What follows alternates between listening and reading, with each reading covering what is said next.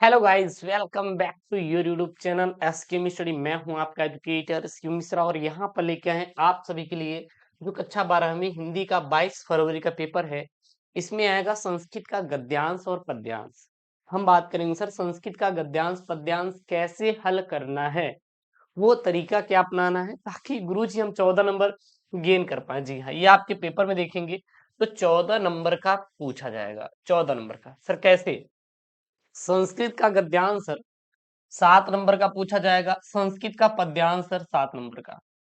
Total अगर calculate करेंगे तो आपका ये 14 नंबर का आपका संस्कृत का गद्यांश पद्यांश पेपर में पूछा जाएगा। तो आपको करना तो है ही, लेकिन सर हम करने का तरीका क्या रखें, कैसे हम अच्छा नंबर स्कोर कर सकते हैं, ठीक है ना? तो ये इस पर वीडियो होने वाली है और वीडियो इंपॉर्टेंट है यार।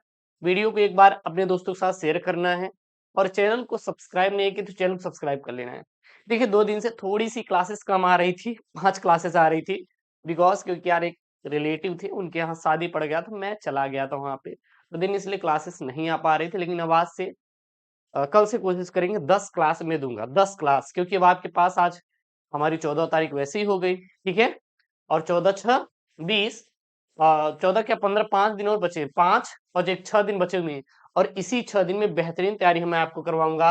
लास्ट लास्ट 6 डेज हमारे लिए बहुत इंपॉर्टेंट होने वाला है, इसलिए आप अब चैनल से जुड़िए, चैनल को सब्सक्राइब करिए, वीडियो को लाइक करिए, शेयर करिए अपने दोस्तों के साथ, उनके साथ जो इस समय बोर्ड की एग्जाम की तैयारी में लग चुके हैं, उनके पास ये वीडियो पहुंचना चाहिए।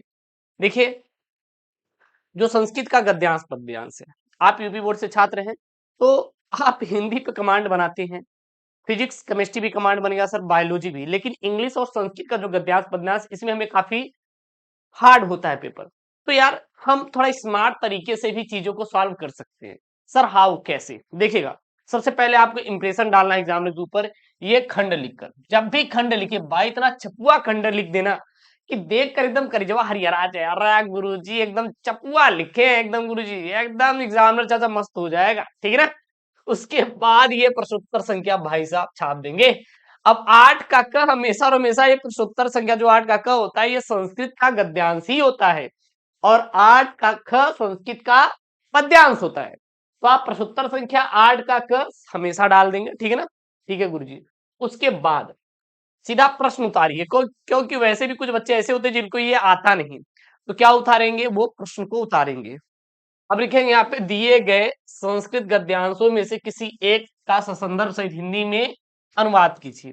अगर आपके पास टाइम है तो ये पूरा पूरा संस्कृत वाला सेम टू सेम छाप देना, ताकि आपकी कॉपी भी भर जाए और एग्जामिनर को ना रहते हुए भी वो आपको 7 नंबर दे। सर कैसे देगा? मैं अभी आपको एक अप्रोच बताऊंगा, देखिए कैसे देगा। अगर आपने प्रश्न को लिख दिया जो यहाँ पे है संस्कृत का गद्यांश, अगर इसको ऐसे लिख दिया तो कम से कम गिरी हुई हालत में वो आपको 2 नंबर तो देगा ही यार। 2 क्या, 1 नंबर, चलिए, और गिरी हुई हालत में 1 नंबर आपको यहां से दे देगा वो प्रश्न का भी कभी कभी आंसर मिल जाता है, मतलब कि आंसर क्या, नंबर मिल जाता है। 1 नंबर यहां से दे देगा और उसके बाद 2 नंबर आपका यहां से दे देगा, 2 नंबर, क्योंकि आप ये तो लिखे रहेंगे, ये तो आपको लिख ही लेंगे यार, कुछ है ही नहीं इसमें। हाँ, और यहाँ पे आप जब संस्कृत का अनुवाद लिख देंगे, कुछ गलत उलत कुछ भी लिखे रहेंगे, तो यहाँ पे आपको 4 नंबर मिल जाएगा। तो जोड़िए 1 धन 2 धन 4 बराबर 7। अब इसमें और काट पीट करेगा तब भी 2 नंबर देगा, तो 1 धन 2 धन 2 बराबर कितना, 5, तब भी तो 5 नंबर मिला। 5 नंबर कम है क्या? बिल्कुल नहीं गुरुजी। इस प्रकार आपको क्या करना है, लिखना है। अब देखिएगा, जब भी आप दे रहे हैं और जब भी इसको याद कर रहे हैं तो ये इंपॉर्टेंट, पहली बात ये रिपीटेड है। तो यहाँ पे क्या है आपका, देखिए आप पे अतीते प्रथम कल्पे जना एकम भीरूपम सौभाग्य प्राप्तम सर्वाकार परिपूर्ण पुरुष राजनम से लेकर कहां तक है आपका, यहां पर है एक मुलुकम दृष्टवा अयम नो रोचते इत्यावोचन, यहां तक है आपका, ठीक है ना? ये पूरा का पूरा। सबसे पहले आपको इसका संदर्भ लिखना रहेगा, क्योंकि आप दिया है संदर्भ सहित हिंदी में अनुवाद कीजिए, तो सबसे पहले आपको इसका संदर्भ लिखना रहेगा। सर संदर्भ हम कैसे लिखेंगे? तो संदर्भ आपको सेम टू सेम हर एक आपको संस्कृत के गद्यांश में लिखना है, बस बदलाव एक जगह करना है, इसके चैप्टर का नाम। जैसे कि आप देखिए संदर्भ में क्या लिखा गया है, यहाँ संदर्भ लिखा गया है आपका, प्रस्तुत संस्कृत गद्यांश हमारी पाठ्य पुस्तक संस्कृत दिनदर्शिका की जातक कथा नाम शीर्षक से अवतरित है, जिसमें हंस राज द्वारा अपनी पुत्री को इच्छित वर के कारण के वर्ण का आशीर्वाद देने का वर्णन है। अब आप चाहे तो बस इतना ही लिख देंगे, इसको नहीं भी लिखेंगे सर तो कोई दिक्कत नहीं, इसको आप नहीं भी सर लिखते हैं तो सर कोई दिक्कत नहीं है। केवल आप अगर ये लाइन लिख देंगे कि प्रस्तुत संस्कृत गद्यांश हमारी पाठ्य पुस्तक संस्कृत दिनदर्शिका के जातक कथा नामक शीर्षक से क्या है, अवतरित है। अब गुरुजी ये जातक जो कथा है हम कैसे जानेंगे कि ये जातक कथा से ही लिया गया है?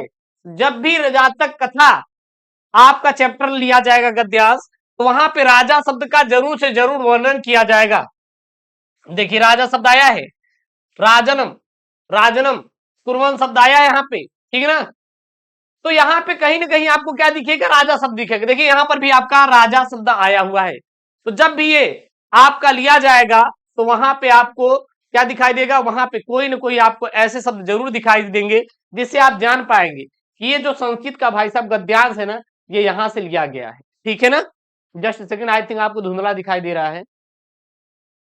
तो आपको क्या करना है, बस इसी थोड़ा सा टिप्स देख के भाई साहब इसको लिख लेंगे, ठीक है ना, कोई दिक्कत। लिख ली यहां तक कि प्रस्तुत संस्कृत गद्यांश हमारी पाठ्य पुस्तक संस्कृत दिनदर्शिका के जातक कथा नामक शीर्षक से अवतरित है। अब आप इसको लिखिए या ना लिखिए, आप इसको इसको ऐसे छोड़ दीजिएगा, इसको मत लिखें, कोई दिक्कत नहीं है। अब हर एक गद्यांश में सेम टू सेम रहेगा, केवल आपको एक ही चेंजेस करना है सर, क्या, जहां पे जातक कथा है वहां पे और कुछ कर दीजिएगा, महामना मालवीय नामक पाठ से अवतरित है। इस प्रकार से आप चेंज कर सकते हैं, कोई दिक्कत सर, बिल्कुल कोई दिक्कत नहीं, ठीक है ना। उसके बाद ये तो बात हो गई संदर्भ का, किसका हो गया, संदर्भ का। अब इसका सर अनुवाद कैसे लिखेंगे, अनुवाद, मान लीजिए आपको संस्कृत का अनुवाद करना नहीं आता, थोड़ा यार आप कम से कम 6 बार किसी एक चैप्टर को 6 बार पढ़ डालिए। मान लीजिए एक बार पढ़ने में 20 मिनट लग रहा है, तो आप अगर 6 बार पढ़ेंगे तो 6 दूनी बार है, यानी कि 2 घंटे वक्त लगेगा, आपका एक चैप्टर तैयार हो जाएगा। भी आपके पास 5 दिन का वक्त बचा हुआ है, चाहेंगे तो 5 दिन में आपका ये गद्यांश पद्यांश रेडी हो जाएगा। और थोड़ा सा कुछ है स्मार्ट तरीका अपनाओ यार, ये ओल्ड वाला नहीं चल रट्टू तोता नहीं, समझो। अच्छा ये कहीं दिखा सब, इसको मुझे ऐड कर देना, ये कहीं दिखा इसको लिख देना, बस दैट्स इट, और आपको कुछ भी नहीं करना, ठीक है ना। और उसके बाद देखिए जैसे यहाँ पे है, अब मैं आपको बता दूं कि कैसे करना है। जैसे यहाँ पे अतीते प्रथम कल्पे जनाः सौभाग्य प्राप्तम, अब ये लाइन देख लो। अच्छा इस वाला लाइन अगर हमें पेपर में कहीं पर भी दिखा, ये वाला लाइन हमें पेपर में कहीं पर दिखा, जब आप रट रहे हैं तो हमें केवल सर यही हिंदी छापना है। क्या हिंदी छापना है, हिंदी छापना है, प्राचीन काल में प्रथम कल्प में चौपाए यानी पशुओं ने सिंह को राजा बनाया और मछलियों द्वारा आनंद मस्त यानी मछली को एवं पक्षियों ने स्वर्ण हंस को राजा बनाया। उस सुवर्ण राजहंस की पुत्री हंस पोतिका यानी जो कि हंस कुमारी है अत्यधिक रूपवती थी, और उस यानी कि उस हंसराज ने उस हंस कुमारी को वर दिया कि वह अपने मन के अनुकूल पति का क्या कर ले, वर्ण कर ले। वचन यहाँ पे रहेगा, ठीक ना, को वचन दिया, वचन दिया। इस प्रकार से आप इसको कर सकते हो। तो ये आपका गद्यांश सॉल्व करने का एकदम बेहतरीन वाला तरीका सर, संस्कृत का गद्यांश सॉल्व करने का सबसे बेहतरीन तरीका है, इससे अच्छा कोई तरीका आपको मार्केट में नहीं मिलेगा। उसके बाद प्रश्नोत्तर संख्या 8 का जो ख रहेगा, यह संस्कृत का सर क्या रहेगा, पद्यांश रहेगा। अब यहाँ पे है क्या, देखिएगा, दिए गए श्लोकों में से किसी एक का ससंदर्भ सहित हिंदी में बात कीजिए, ठीक है, माफी चाहे दोबारा रिपीट हो गया था। अब आपको क्या करना है कि जब आपको संस्कृत का श्लोक दिखे या पद्यांश दिखे, गुरुजी कैसे करेंगे, अरे गुरुजी बस जो उसमें लगाए तो बस यही लिखेंगे, इसमें भी देखेंगे वही है, सेम टू सेम। संदर्भ प्रस्तुत श्लोक हमारी पाठ्य पुस्तक संस्कृत दिनदर्शिका के, same to same, same to same, जो उसमें था वही इसमें है, केवल वही बस यही है कि वहां पे गद्यांश रहेगा, यहाँ पे क्या रहेगा आपका श्लोक यानी कि पद्यांश रहेगा, और बाकी सेम टू सेम। बस चैप्टर का नाम सुभाषित रत्नान पाठक से अवतरित है। अब सर सुभाषित रत्नान यह पाठ से लिया गया है, कैसे जानेंगे, कैसे जानेंगे, क्योंकि अगर वो सुभाष रत्नानी पाठ से है तो यहाँ पे विद्या शब्द का जरूर वर्णन किया गया रहेगा, या संस्कृत शब्द का जरूर से जरूर वहां पे वर्णन रहेगा। वो कहीं ना कहीं पढ़ाई से रिलेटेड रहेगा। जैसे आप देखेंगे, विद्या विद्या विवादाय धनम मादाय शक्ति परेशान परिपीडनाय खलस्य साधोह विपरीत में अज्ञानाय दानाय च रक्षणाय। ये आपका क्या है, ये पूरा पूरा संस्कृत का क्या भाई साहब, ये आपका श्लोक है। अब ये श्लोक का संदर्भ ऐसे लिख देंगे, उसके बाद सर इसका हम क्या करेंगे, यहाँ पे अनुवाद लिखेंगे। अब सर अनुवाद में क्या लिखेंगे, दुष्ट की विद्या विवाद के लिए, धन मद के लिए और शक्ति दूसरों को पीड़ित करने के लिए होता है। यानी कोई अगर दुष्ट व्यक्ति है तो जो विद्या है वो विवाद के लिए यूज करेगा, धन मद के लिए यानी कि गांजा पीने के लिए गुरुजी, ठीक है ना, और शक्ति का उपयोग दूसरों को पीड़ा देने के लिए यूज करेगा।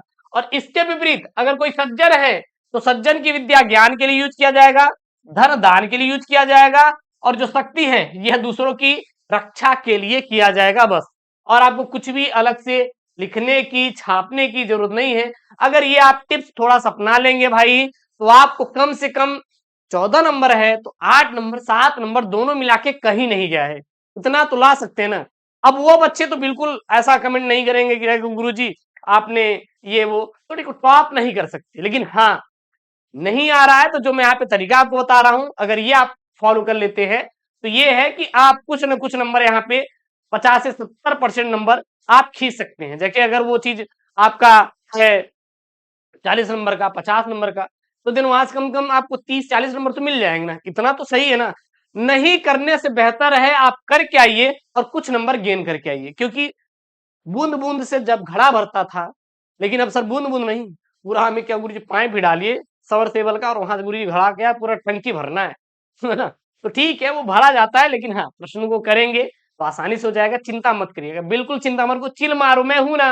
अरे पेपर ही पेपर कल से ला रहा हूँ यार, सेट है सेट, सुबह शाम 2 सेट मेरी तरफ से, एक सेट, एक तो बोर्ड वाला सेट और एक कॉपी राइटिंग, बाकी जितने भी टॉपिक हैं आप धुआं धुआं कर देंगे, चिंता नहीं करने का।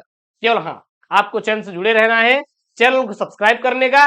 एंड अगर कोई दिक्कत आ रही कहीं से भी कोई दिक्कत आ रही है तो बिल्कुल यार कमेंट बॉक्स में छाप दो, सब दिक्कत आ रही है, मैं बैठा हूं ना आपके लिए हूं, चिंता नहीं करने का। मिलते हैं नेक्स्ट वीडियो में। ओके दोस्तों, थैंक यू, जय हिंद, टेक केयर, बाय बाय।